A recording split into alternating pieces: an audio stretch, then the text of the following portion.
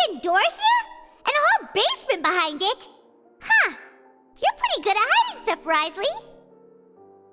It seems you've forgotten just what kind of place the Fortress of Meropide is.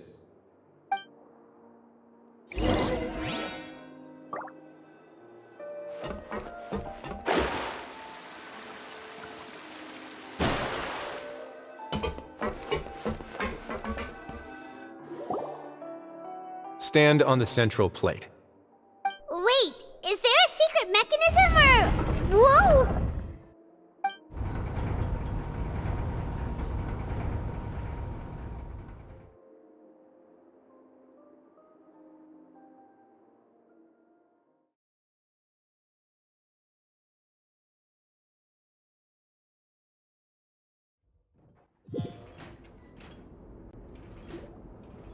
So, this is the Forbidden Zone?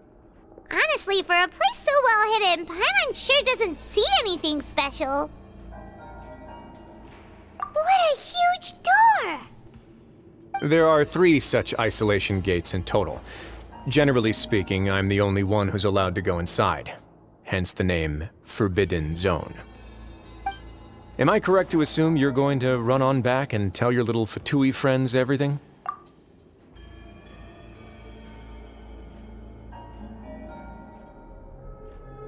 Well, Paimon wasn't thinking of keeping anything from them. Well, I'd advise you wait until you've seen the whole truth of this place for yourself before deciding whether or not to tell them.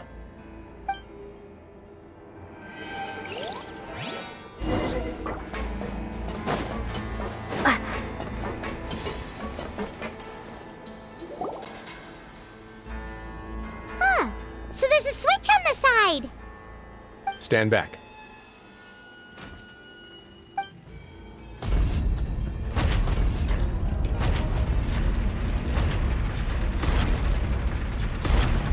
Whoa! They all just went up one by one! Go on, have a look.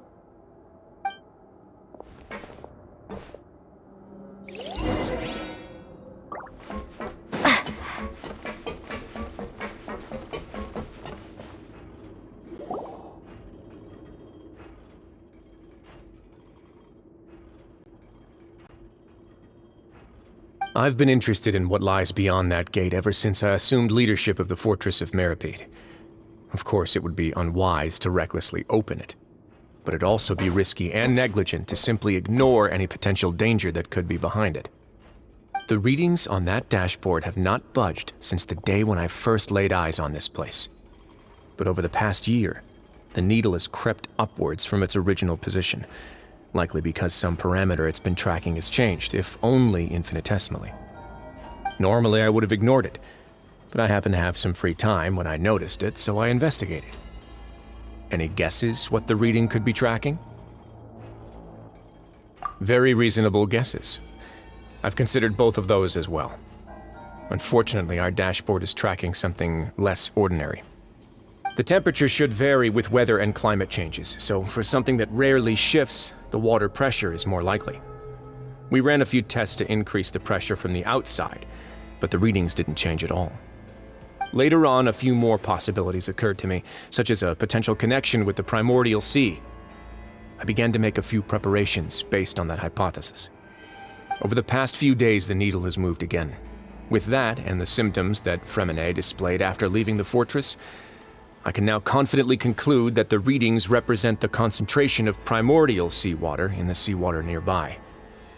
The concentration of primordial seawater? But we're already under the sea! And that is precisely the problem. We're at the bottom of the sea, and now we're surrounded by toxic seawater. Somehow, primordial seawater got mixed in, and the concentration is steadily rising. Yes, that's very likely. But forget about the two of us! Not even Novelette knows where the primordial sea could be, much less where we could find and plug a leak. Oh. Oh! Seems like you've figured it out. I believe the primordial sea lies directly beneath this sluice gate. For some reason, the primordial seawater levels have risen significantly, and it's now very close to us. The indicators are now red.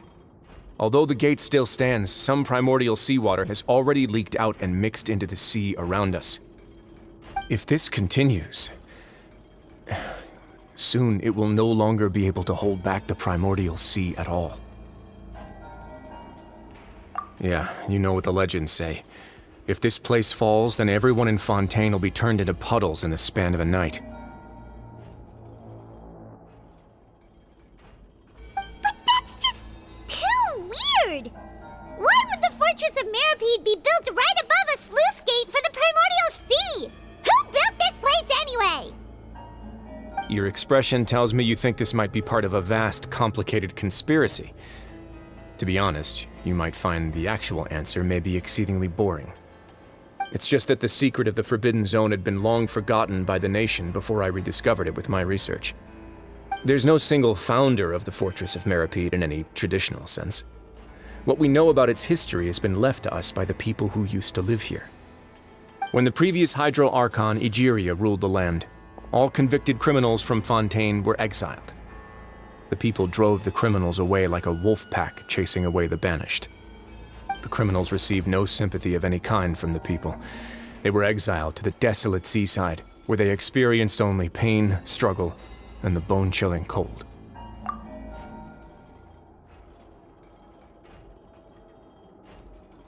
Some of them began to repent and prayed to the Hydro Archon, asking if there was still anything they could do.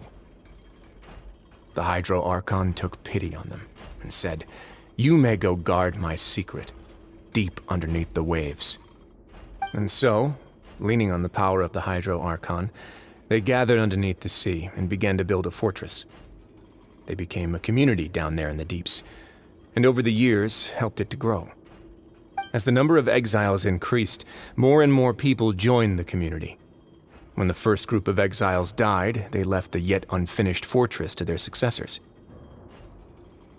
The Hydro Archon continued to lend her support, allowing the fortress and what it stood for to continue growing ever larger. Before long, this dark underwater fortress became the sinner's only home. And with that, the people here stopped referring to the fortress as a prison. They saw themselves as repenting sinners who would regain their freedom once they had sufficiently redeemed themselves. But as time went on, people also realized that the fortress was a lonely place. Once they had gotten used to life here, they could no longer feel comfortable living in the overworld. Once they had finished serving their sentences, some people left and some others chose to stay. They'd find some idle position and let their withered souls fade away with the ancient secrets of the past. After many, many centuries, few people still remember the reason for the fortress's founding. Now they just see it as an integral pillar of Fontainian society, as the place where criminals deserve to be sent. Now and again, researchers manage to break one law or another and live out their days in the fortress. I learned all this from an elderly historian. Everyone else just thought he'd made it all up. But now you know every part of that history is true. Indeed. It's just as the prophecy says. If this gate fails, then everyone will be dissolved into the sea. To be frank, not really. But sadly, that hasn't stopped this prophecy from proving all too accurate.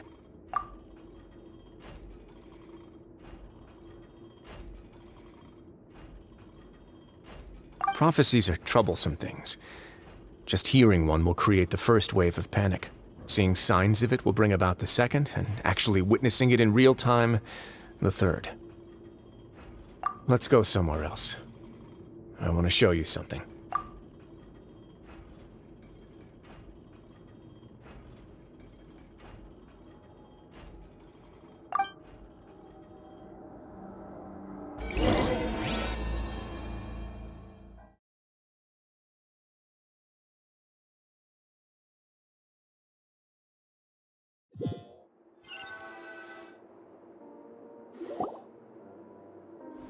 This is it. Your Grace, perfect timing. The results from our last round of experiments have... Wait, Jurier, he's not alone! Huh?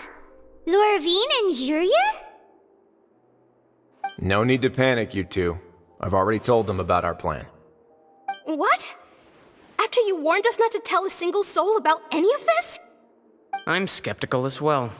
Are you sure they are trustworthy? The results speak for themselves, don't they? These two may already know more than you could ever imagine. All right then, if your grace insists. They seem harmless enough, so I'll trust them for now.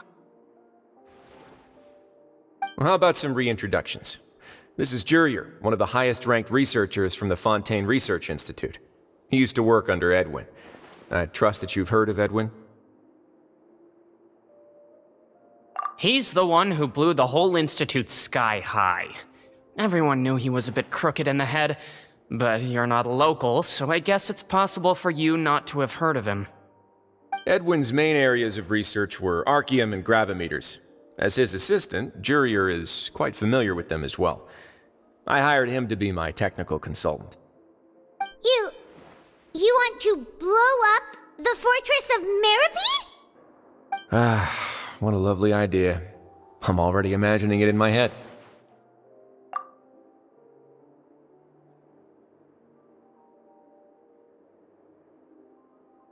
Gotta admit, I'm tempted as well.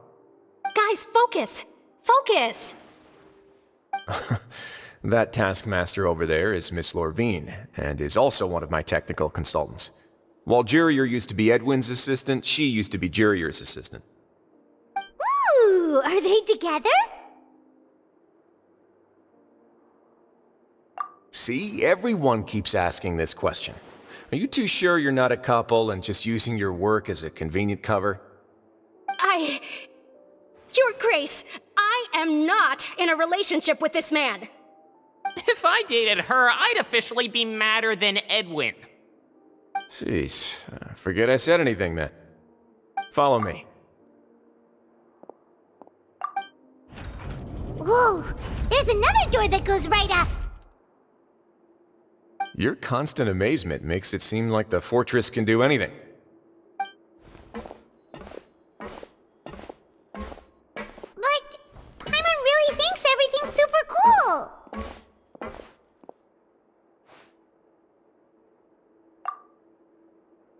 Well, let's spice it up a bit. And here you go.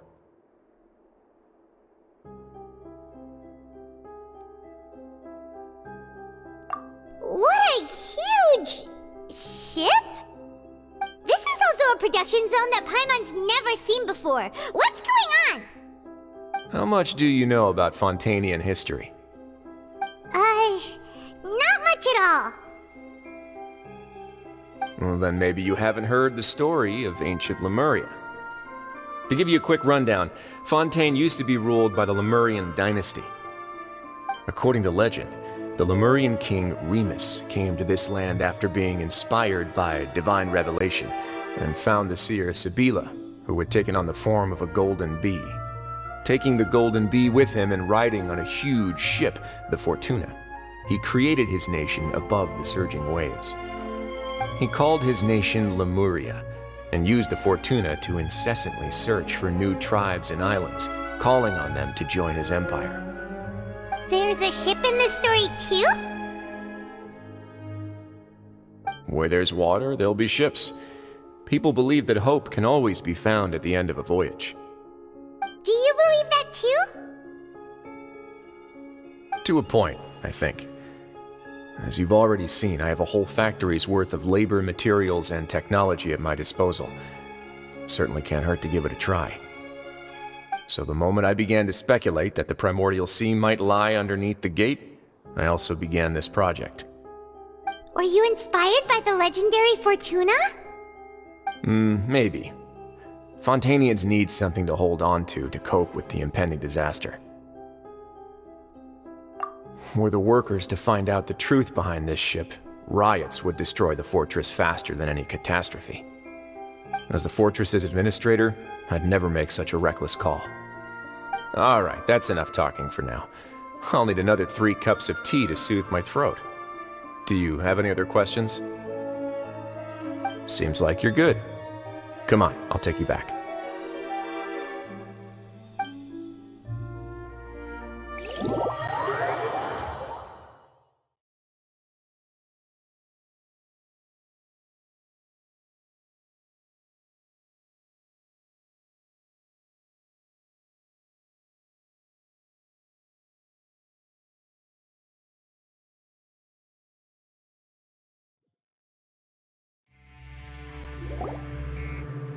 I'll leave you here for now. Oh, thank you so much. No worries. But don't forget, it's up to you whether or not you want to share what you just saw. What you do from here on out will likely affect those three as well.